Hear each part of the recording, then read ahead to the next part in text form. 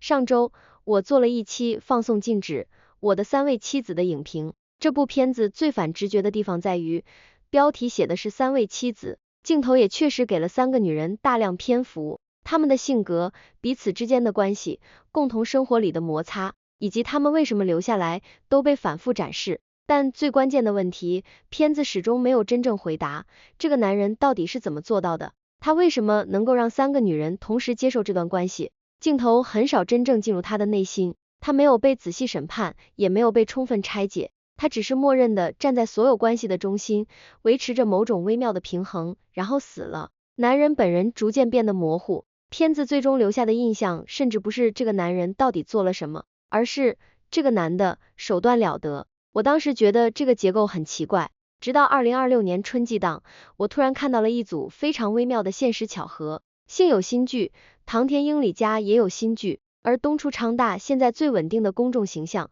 已经不是某一部作品里的角色，而是一个住在山里的人。当然，现实不是电影，但三个人现在被观看的方式，确实已经发生了明显分化。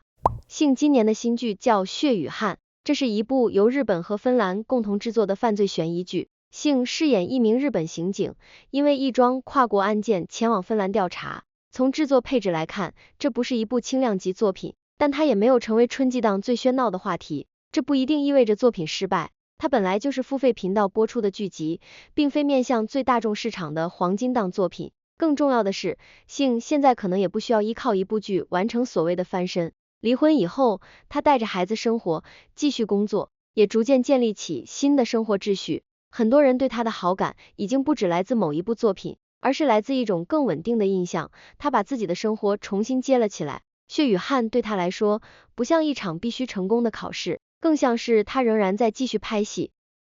唐田英里家今年参演的新剧叫《在你被判死刑之前》，他在剧中饰演一名已经被执行死刑的女性，案件表面上已经结束，但随着调查推进，疑点越来越多，他到底是不是凶手？他说自己无辜，究竟是真的，还是另一层谎言？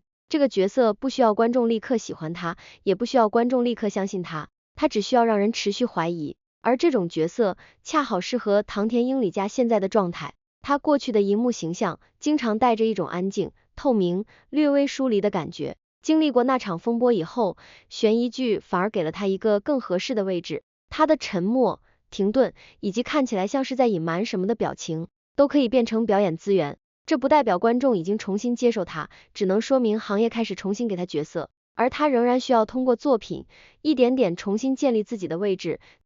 再看东出昌大，他当然没有彻底退出娱乐圈，但他现在最容易被记住的公众形象已经不再是演员，而是山里的生活，狩猎、做饭、修理工具和朋友喝酒。他的个人视频账号虽然已经暂停更新，但那套形象已经建立起来。媒体仍然会沿着山居生活这个入口拍他、采访他，并重新讲述他为什么住进山里。这种生活是真的选择，还是另一种形象经营？他没有消失，但他已经从原来的叙事结构里移开了。山里的生活不需要每一次都证明什么，只要继续生活，就可以继续被观看。